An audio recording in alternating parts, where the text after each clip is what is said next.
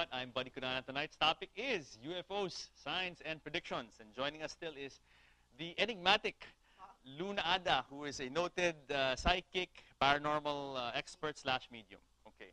Welcome back, Luna, to our second segment about UFOs.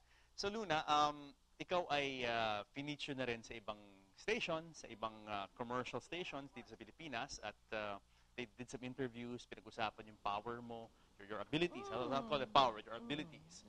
And one of them alleged that came out with a story saying that yung power mo raw, yung ability mo raw, ay galing dun sa mga sinasabi nating UFOs. Okay. Ano naman yung reaction mo dito?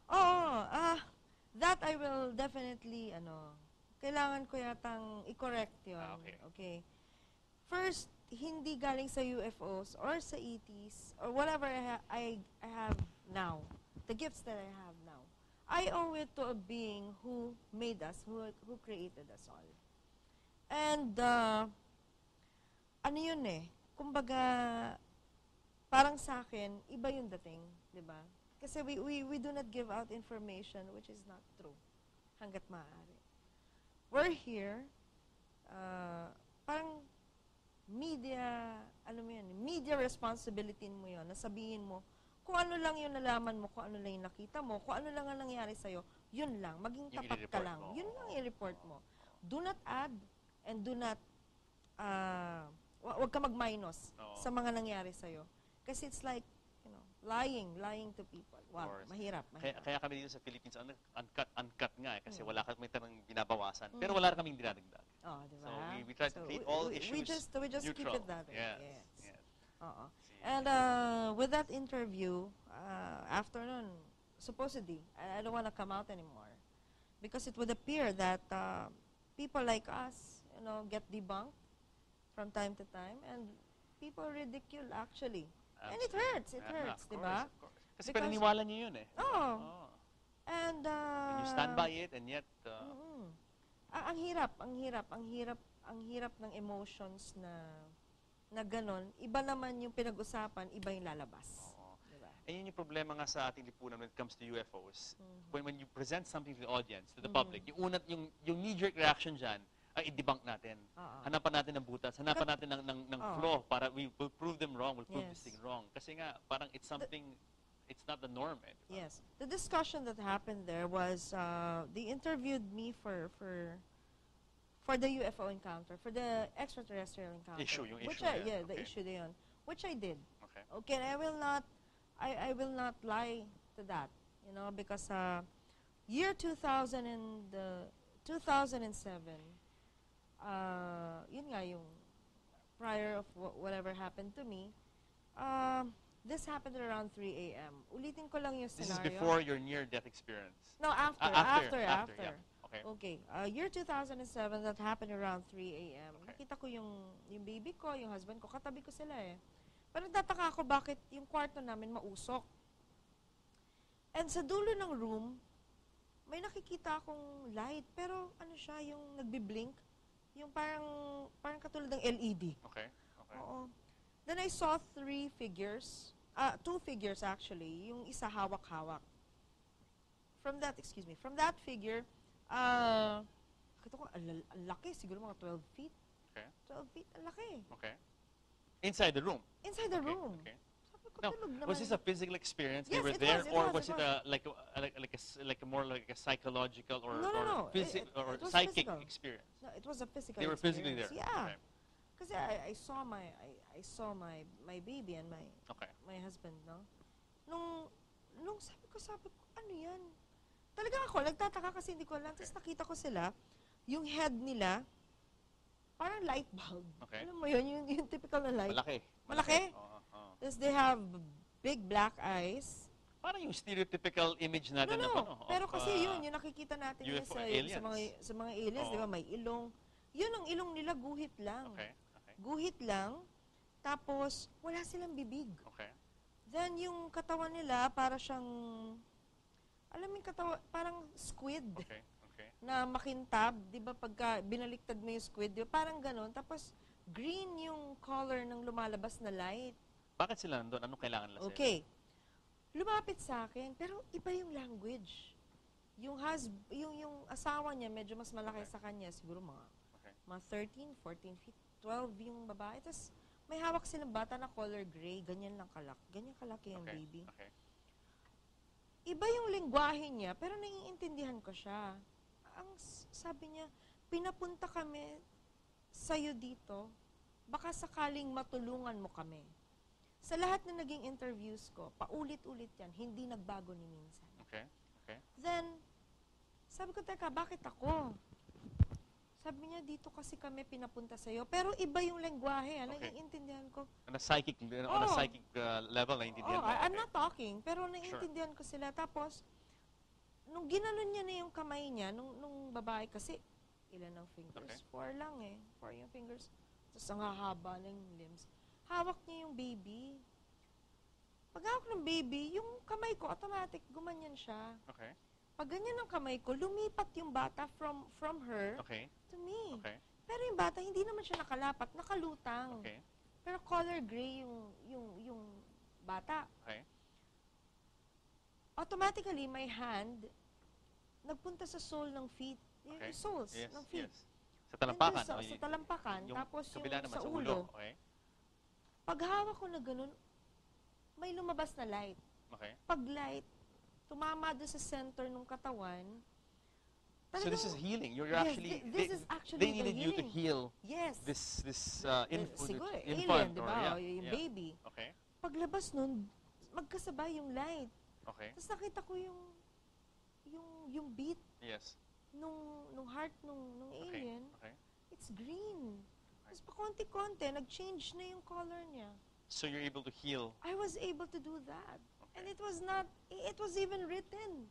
After that, And this is a story na isinalisay mo dun sa isang network nga. Yes. Okay. And, they came to get scientific people for explanations. But, at the end of the day, we were like cuckoos. Now, this is kind of similar to other experiences. Ika nga, di ba, there's close encounters of the first, second, third, fourth kind. Yung fourth kind ata, abduction na, di ba? Abduction. Now, is this, do you hear reports of, let's say, alien abductions dito sa Pilipinas? Mga Pilipino na with similar experiences with you na first-hand, getting to meet them, and then well, maybe getting with abducted. some of the UFOSP members, meron. Meron akong alam na hindi naman abduction, but she was implanted with something. Okay. And these stories are parang there's a common thread nga even in other countries when you talk about alien encounters. Ito mga to na abduction or in-implant with something, it seems like parang, quite common, no? Oo, parang yung iba kasi ang ginawa, parang, para magkaroon ng race dito sa mundo, they had to mate with the human.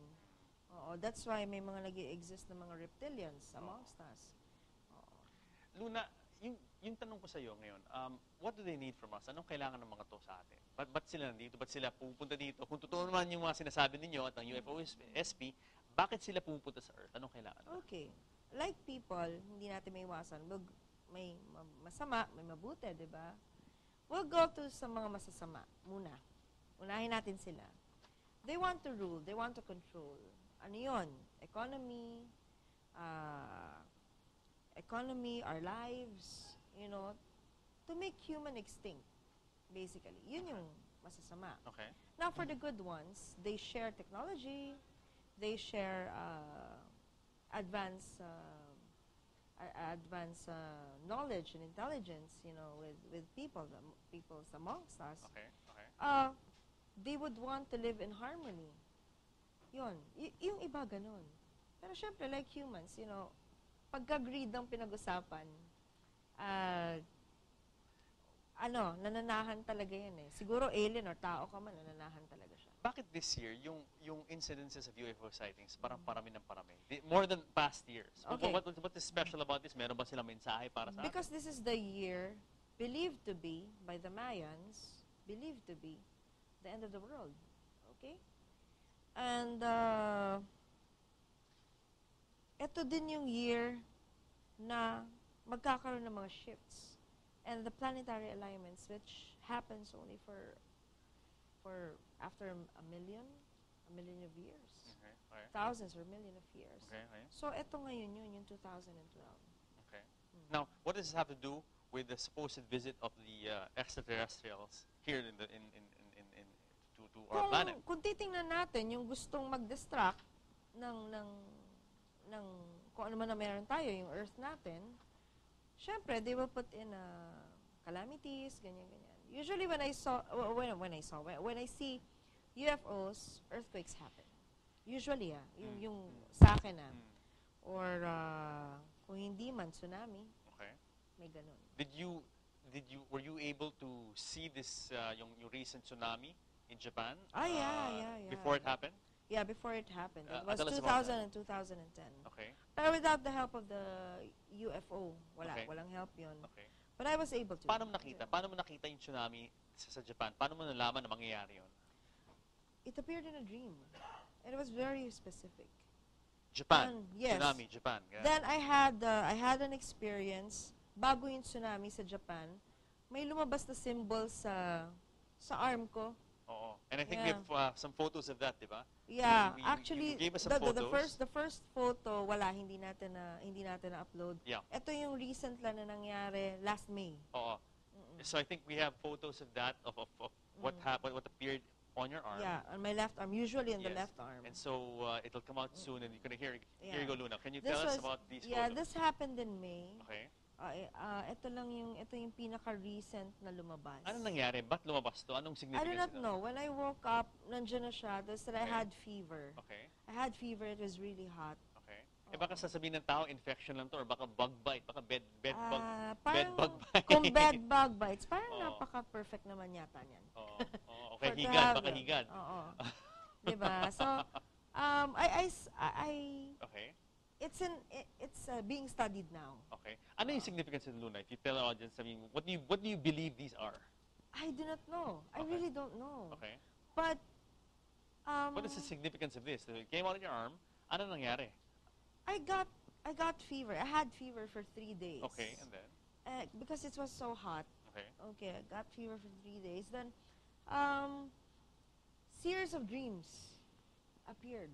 Okay. Like the earthquakes, the tsunami, Okay. the upcoming events. Okay. Okay. So, I think it has something to do with it. Okay. Okay. Yeah. So we shall see what these Yeah. symbols mean. Pinag-aaralan na actually yung mga symbols na lumabas. Yung first kasi, kinunan ko lang yan sa cellphone. Oh, yeah. But unfortunately, hindi ko na mahanap yung card noon. Nandun yun. Eto, kung dito 3 yung nakita natin, doon 5 Yes, yung lumabas. Now, tell us about your ability to foresee the future. I mean, kailan nag-umpisa to? Also back in Yeah. after your near-death experience. No, yung sa predictions naman, 6 years old talaga. Oo. Nag-start. When I predicted about a volcanic eruption Yes, yes. that happened year 1991. You're talking about the Pinatubo. the Pinatubo That was the first, eruption. and that was very concrete and precise. Mhm, mhm. Matter of 3 days. Predicted it at 6, but when I was 6, How did you dreamt about Pinatubo was- erupting, or I was sitting at the dining table when I started writing down the things that will happen. Yun siya. auto writing, Auto writing, Yes. automatic writing. automatic writing? Yes. Yeah. And understand, you're also able to not just to see the future, but also to identify things or find things that are lost, Yeah. or see images. Now, tell us about Yes, an interesting experience you had with. I understand you located someone living in Tasmania in Australia. Ano nangyari doon? Oh. They thought of this woman to be dead for the longest time. Sino sila? Who's they? Yung mga taong nagpahanap, Okay. They've For been- Filipino or foreigner? foreigner. Okay. Air yung girl. No? I Okay. will not mention the name. Okay, na Heredera. lang. Okay. Heredera. Okay.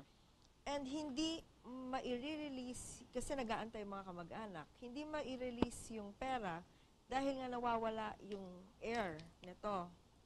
What happened was, someone came to me for help, asked for help, came from Australia. And he was practically you know, they were in, ano, he was referred to me. He was referred to me. And talagang ano na siya, yung, sabi niya, ma'am, I've been around the Philippines looking for someone who could help us. Nung time na to, sabi ko, sige, you come, can you come here? Sabi ko sa kanya. Tapos sinabi niya sa akin yung name, then pinakita yung photos. Ng babae? Ng babae. Okay. Andito ako sa Pilipinas. Pero yung half ko, nagsusulat kung saan malolocate. Saan yung exact location ng babae, kung buhay pa ba, kung buhay pa, patay na. So sinulat mo? Okay. Nagkataon buhay. Sinulat ko. Nakita ko yung girl. Kaso, during the course na nawala siya, akala nila patay na. Nahanap ko siya.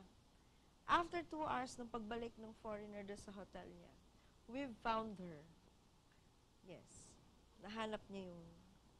marami pang cases, marami. Missing people. Yeah. I mean, one of the more interesting cases also of missing people that you've encountered. And I mean, like ano pa yung mga experience mo sa missing people? Sa missing people naman, nandun yung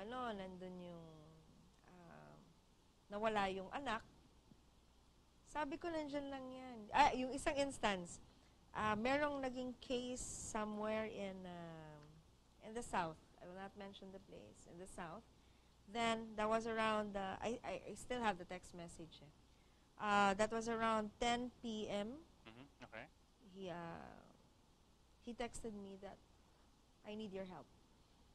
Locating, ganito, the name, nakidnap yung bata. Nawala yung bata. Yan. Sabi ko sa kanya, sir, tinangayan ng yaya. Which happened.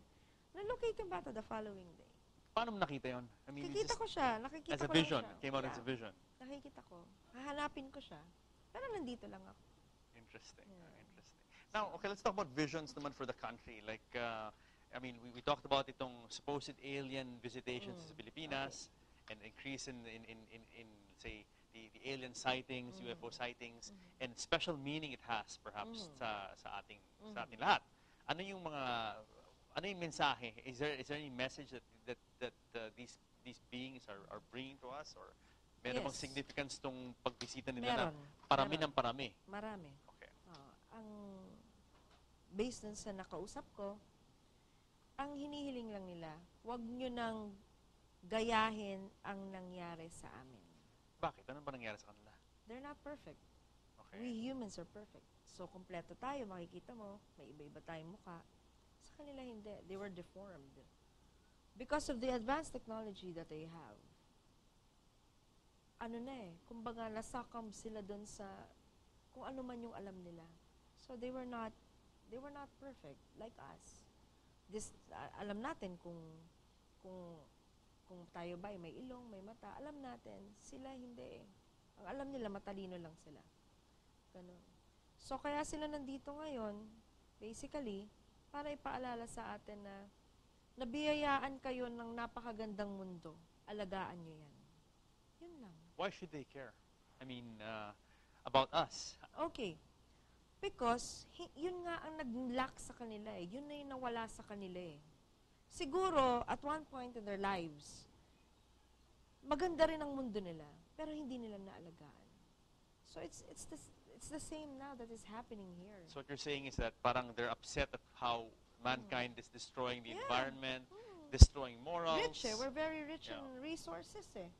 Kahit sang angulo mo tingnan, kahit saan tayo magpunta, very rich in resources tayo. So yun din yung message nila.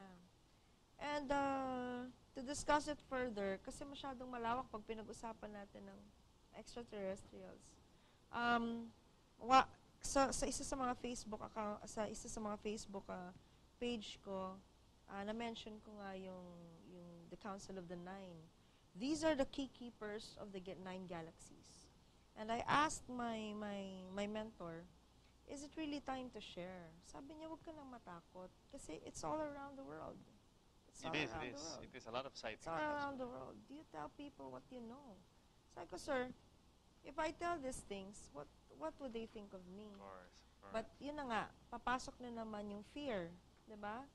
So, sabi ko, sige, whatever I say now, it's either up to people to accept it or not. Kung hindi, okay lang. Kung oo, okay, go. Ganun na eh. Basta ako, nagawa ko yung part ko, I shared what I know. Diba? Now, if you take it, if you take it differently, na hindi ayon sa paniniwala nyo, okay lang, I will respect you for that. But, don't add, or wag kayong mag-minus sa mga sinabi ko. Yun Respect lang lang, yun. respect. Respect lang. Of course, Oo, of respeto course. lang.